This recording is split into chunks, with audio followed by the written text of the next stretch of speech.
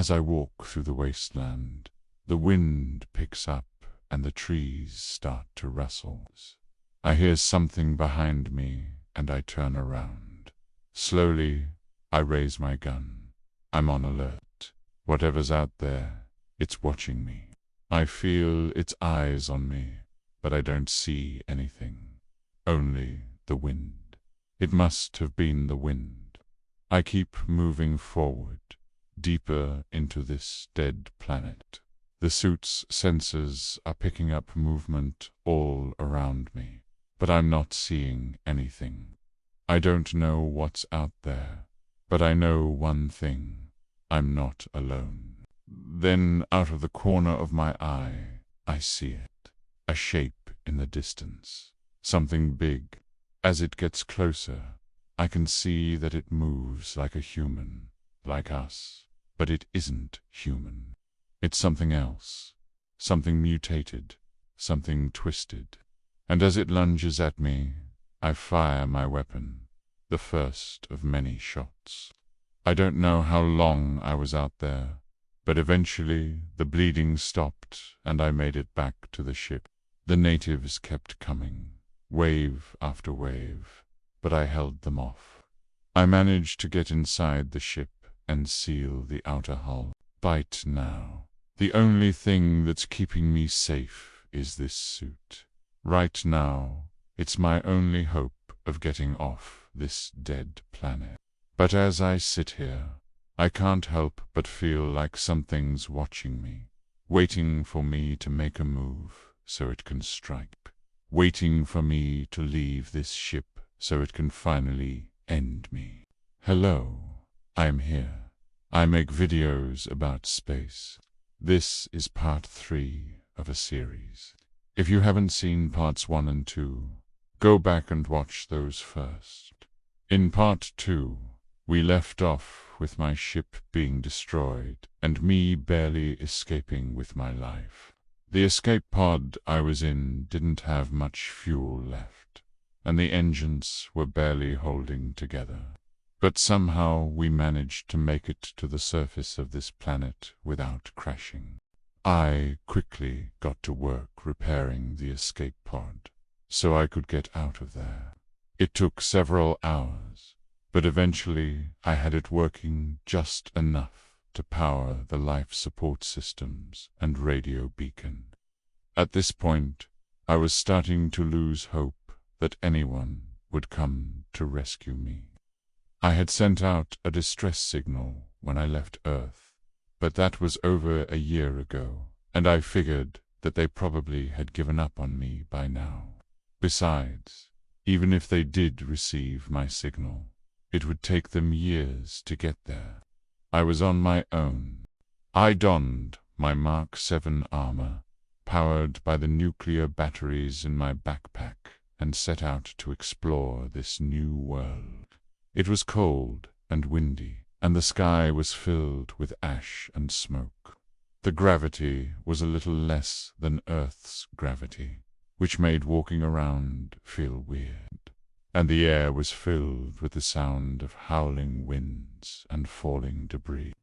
I could see the twisted remains of buildings and vehicles scattered around the landscape like debris from a hailstorm. There were even the skeletons of a few unfortunate travelers still sitting in the driver's seats of their cars. As I walked around, I started to notice strange symbols painted on some of the buildings and vehicles. They almost looked like graffiti, but I couldn't make out what they said. The closer I looked, the more I realized that these symbols were everywhere. They were on the ground, in the sky, even on the side of the mountains. It seemed like they were trying to send me some kind of message. I didn't know what it meant, but I knew that I had to find out. After several hours of walking, I came across a large structure that looked like a pyramid. It was made of metal and glass, and seemed to be in pretty good shape compared to the other buildings. I cautiously approached it and started to explore. Inside, I found a room with a computer terminal and a message board. The terminal had a keyboard and a screen, but it was in a strange language that I couldn't understand. The message board, however, was written in English. It said, "Welcome to the Citadel. You are the 7th traveler to arrive. Your mission, if you choose to accept it, is to repair the communication array and send a message to the outside world. The array is located at the top of the pyramid. Be warned, the higher you climb, the thinner the atmosphere becomes. You will need a spacesuit to breathe." I wasn't sure if I could trust this computer, but I was desperate for help. So I decided to try and repair the communication array. As I climbed higher and higher, the temperature started to drop and the air grew thin. I could feel myself suffocating and knew that I wouldn't be able to reach the top without a spacesuit. Luckily, the Mark 7 armor had a hidden compartment with an emergency suit inside. I quickly put it on and continued my ascent. At the top of the pyramid, I found a large, dish-shaped object that looked like a satellite dish. It was covered in vines and other vegetation that had grown there since it had been abandoned. I cleared away the debris and used the computer terminal to send out a message. I didn't know if anyone would receive it, but I had to try. As I stood there waiting, the wind whipped round me, and the jungle around us seemed to come alive with sound. I could hear monkeys screeching and birds squawking, insects buzzing, and the leaves rustling in the wind. It was a symphony of noise that was both beautiful and terrifying. Then, just as suddenly as it began, the storm broke. The clouds parted and the sun shone through, illuminating the jungle in a new light. I took a deep breath and smiled. Maybe I wasn't alone in this world after all. Next time on Cinematic Space Explorer, I'll explore the jungle and try and find some friendly faces, or maybe I'll find something else entirely. Stay tuned to find out. What's happening? Where am I? The last thing I remember is leaving Earth on the Artemis II mission. We were heading out to Proxima Centauri, the nearest star system to ours. It's a red dwarf with 2 planets orbiting it. We had calculated that one of those planets could potentially have life on it, so we decided to go and check it out.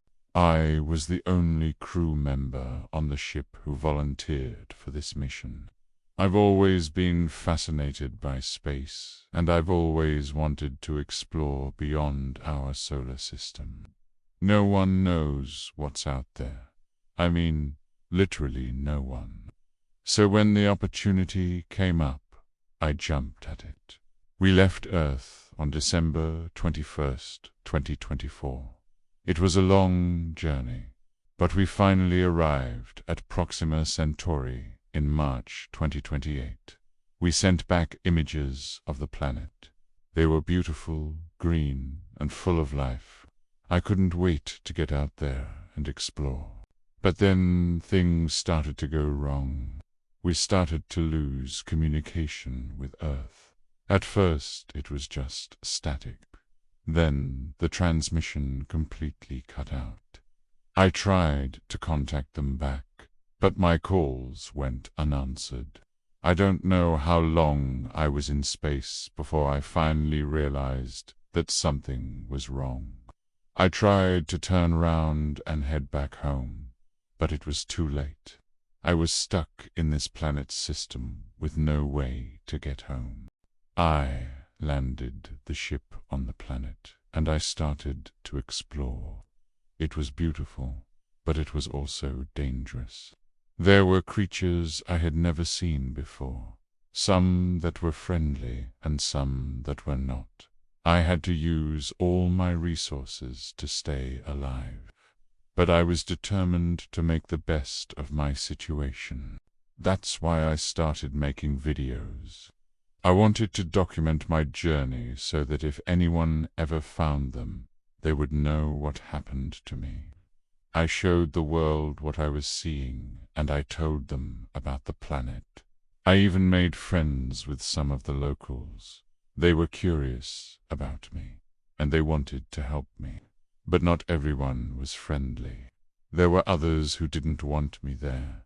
They attacked me and tried to kill me. I had to fight back. I mean, I had no other choice. And that's when I realized that I wasn't just a space explorer anymore. I was a soldier, a warrior, a survivor. I had to learn how to live in this new world. I had to learn how to hunt and gather food. I had to learn how to protect myself, and I did. I learned how to survive in this new world. But it wasn't easy. There were times when I thought I would die. There were times when I was injured or sick, or just plain scared. But I never gave up. I kept going. And now here I am today, still alive, still exploring, still discovering new things about this planet. I've been through a lot, but I wouldn't trade it for the world. I've seen things that no one else has ever seen before.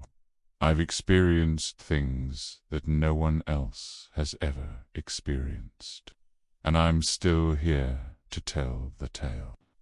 So yeah, that's me, your friendly neighborhood space explorer. I know it's been a while since I posted a video, but I've been busy.